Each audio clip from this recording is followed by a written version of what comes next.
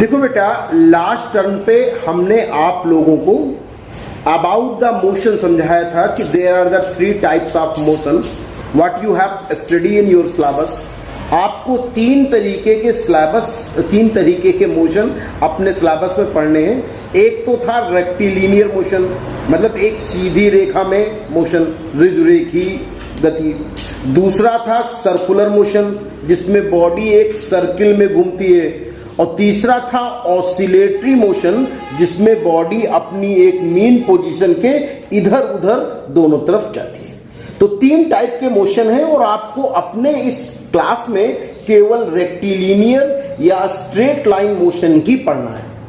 लेकिन straight line motion आप पढ़ सकें, एक सरल रेखा में गति को पढ़ सकें, उसके लिए जरूरी है कि सबसे पहले आप कुछ चीजों को समझ लें।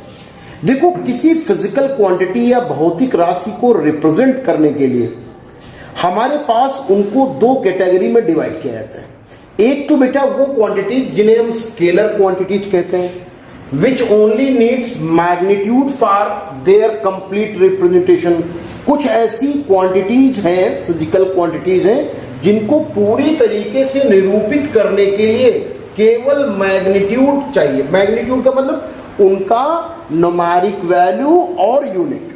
हमें उनकी डायरेक्शन बताने की जरूरत नहीं है। जैसे हमने कहा कि तुम्हारा वेट कितना है, तो तुमने कहा सर 50 kg, तो 50 kg क्या हो गया? 50 हो गया न्यूमेरिक वैल्यू और kg हो गया यूनिट। तो ये अब हमें बताना नहीं किस डायरेक्शन में, कहीं वेट इधर तो होता नहीं। तो अगर मैंने आपसे कहा व्हाट इज द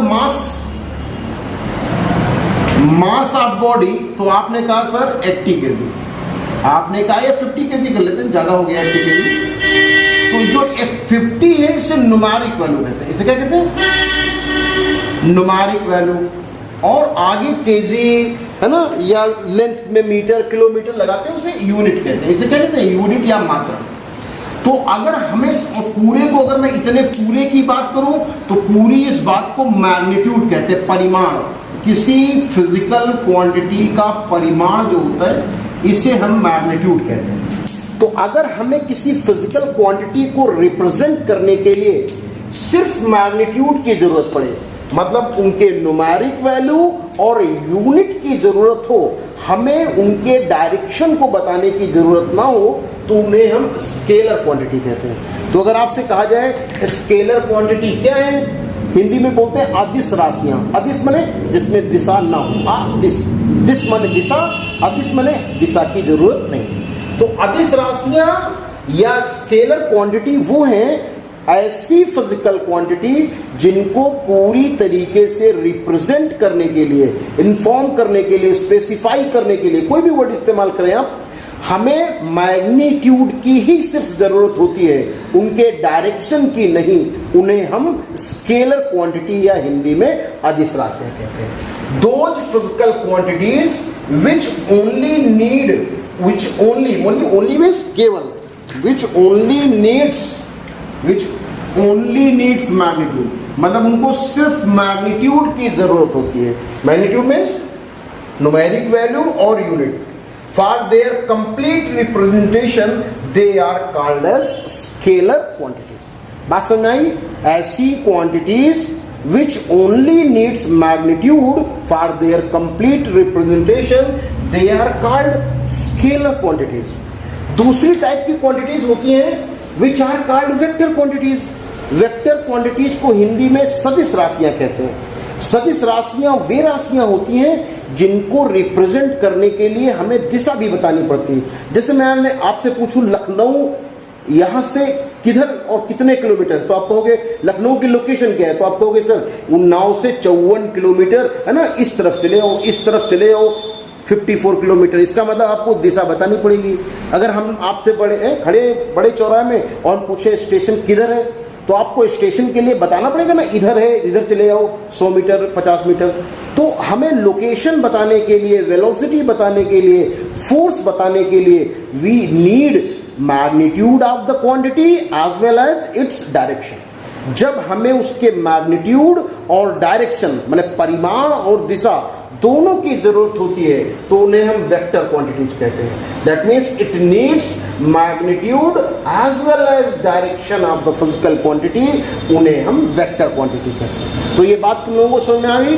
कहने का मतलब है अगर हमें उन्हें कंप्लीटली रिप्रेजेंट करने के लिए सिर्फ मैग्नीट्यूड की जरूरत पड़े, डायरेक्शन की नहीं, तो उन्हें स्केलर क्वांटिटीज कहते हैं। और अगर हमें उनको रिप्रेजेंट करने के लिए मैग्नीट्यूड के साथ साथ डायरेक्शन की भी जरूरत पड़े तो उसे हम क्या कहते हैं बेटा? उन्हें हम वेक्टर क्वांटिटीज कहते हैं। तो कॉपी में नोट भी कर लेंगे, those physical quantities which only need magnitude. Magnitude means numeric value and unit. For the complete representation are called as scalar quantities. जैसे मैं आपको बताऊं कौन कौन सी चीजें स्केलर क्वांटिटीज हैं, ठीक ना? स्केलर क्वांटिटीज कौन सी होती है? जैसे मैं आपसे कहूं डिस्टेंस, अगर मैं सिर्फ ये पूछूं कि कानपुर कितने किलोमीटर होगा तो आप कहोगे सर कानपुर 20 किलोमीटर होगा, ठीक? तो इसका मतलब हमें सिर्फ इतना बताना है। ये सामान कितने की होगी या मास कितना होगा? तो डिस्टेंस हुआ, एरिया हुआ, वॉल्यूम इज आयतन, डेंसिटी, टेम्परेचर,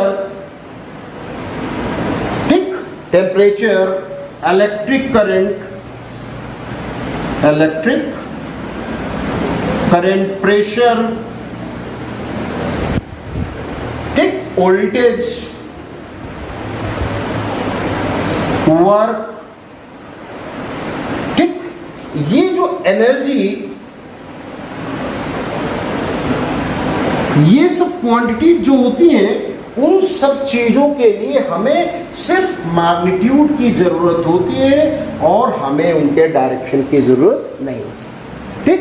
तो ध्यान रखिएगा, ऐसी क्वांटिटी जिनको रिप्रेजेंट करने के लिए सिर्फ मैग्नीट्यूड की जरूरत पड़े, डायरेक्शन की नहीं, उन्हें हम स्केलर क्वांटिटीज कहते हैं। डिस्टेंस, एरिया, मास भी है, मास भी कर सकते हैं, इसमें ऐड कर दीजिए, बहुत सारी क्वांटिटीज है, मैं कहां तक लिखता रहूं, ठीक।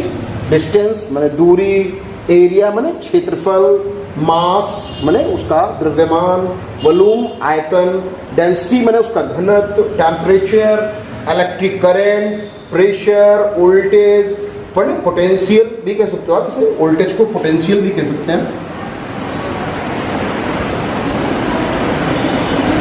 वर्क और एनर्जी और ये मास, इन सब क्वांटिटीज को हम स्केलर, और यही नहीं है, बहुत सारी क्वांटिटीज हैं। अगर आपको लगता है कि डायरेक्शन की जरूरत नहीं तो उन्हें हम स्केलर क्वांटिटी कहते हैं। अब देखो, हम आपको बताने जा रहे हैं कि वेक्टर क्वांटिटीज या सदिश राशियां किन्हें कहते हैं। बेटा, जिन क्वांटिटीज को रिप्रेजेंट करने के लिए आपको फिजिकल क्वांटिटी का मैग्नीट्यूड और डायरेक्शन दोनों ही चाहिए हो तो उन क्वांटिटीज को हम वेक्टर क्वांटिटीज कहते हैं। Those physical quantities which need magnitude as well as या एंड डायरेक्शन बोथ, मतलब ये दोनों चीज चाहिए, magnitude and direction both for their complete representation, है ना, are called as vector quantities. मतलब ऐसी फिजिकल क्वांटिटीज जिनको रिप्रेजेंट करने के लिए हमें दोनों चीजों की जरूरत पड़ती है, हमें उनके मैग्नीट्यूड की भी जरूरत पड़ती है, हमें उनके मैग्नीट्यूड की भी जरूरत पड़ती है और डायरेक्शन की भी जरूरत पड़ती है। मतलब हमें मैग्नीट्यूड भी पता हो और डायरेक्शन भी पता हो। तो उन फिजिकल क्वांटिटीज को हम क्या कहते हैं बेटा? हम उन फिजिकल क्वांटिटीज को वेक्टर क्वांटिटीज कहते हैं। जैसे मैंने कहा location of Lucknow, location of Lucknow, तो आपने कहा सर 54 किलोमीटर टुवर्ड्स ईस्ट, मतलब तो आपको बताना पड़ेगा कि इतने किलोमीटर। देखो ये मैग्नीट्यूड हो गया भाई, 54 न्यूमेरिक वैल्यू और किलोमीटर्स की यूनिट, तो क्या हो गया? ये हो गया मैग्नीट्यूड। मतलब लोकेशन बताने के लिए आपको ये बताना पड़ा और ये भी कहना पड़ा कि किस डायरेक्शन में, क्योंकि कोई आदमी पहुंच तो तभी पाएगा ना जब उसे डायरेक्शन पता होगा। भाई आप खड़े हैं, आपको विशाल एजेंसी पर आपसे कोई पूछे कि बड़ा चौराहा किधर है, तो आपको बताना पड़ेगा ना बड़ा चौराहा इधर है 2 किलोमीटर दूर। भाई विशाल एजेंसी पे खड़े हैं आप आवास विकास में, और आपसे कहा जाए कि कहाँ है बड़ा चौराहा, तो आपको इंडिकेट करना पड़ेगा, दिशा भी बतानी पड़ेगी।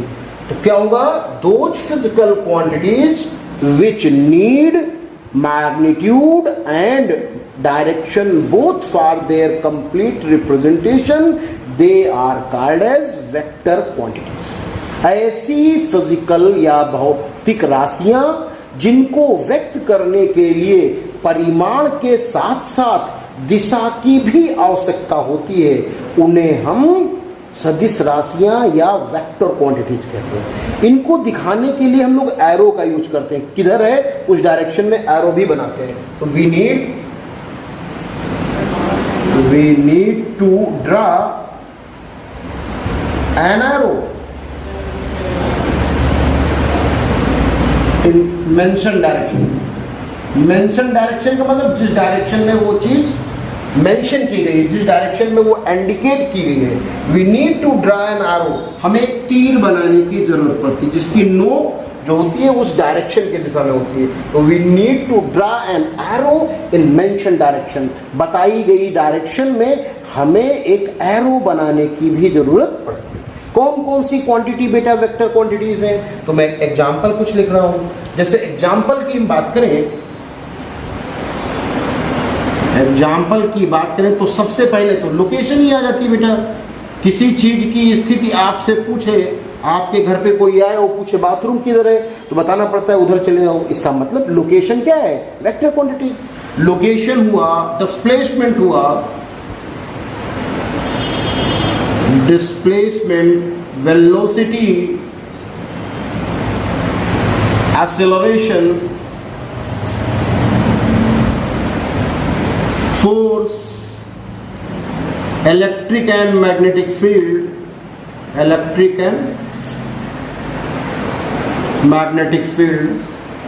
करंट जो है वो एक स्केलर क्वांटिटी है, लेकिन करंट डेंसिटी जो आप पढ़ोगे 12th वगैरह में, वो एक वेक्टर क्वांटिटी है। तो ध्यान रखिएगा, current density not current, current scalar quantity है, लेकिन अगर मैं करंट डेंसिटी की बात करूं तो वो क्या है, एक वेक्टर।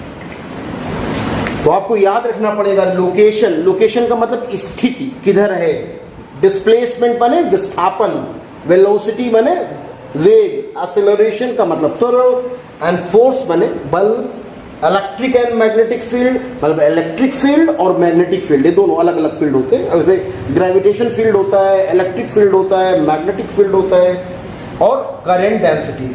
ऐसी क्वांटिटी जो है वो वेक्टर क्वांटिटीज कहलाती है।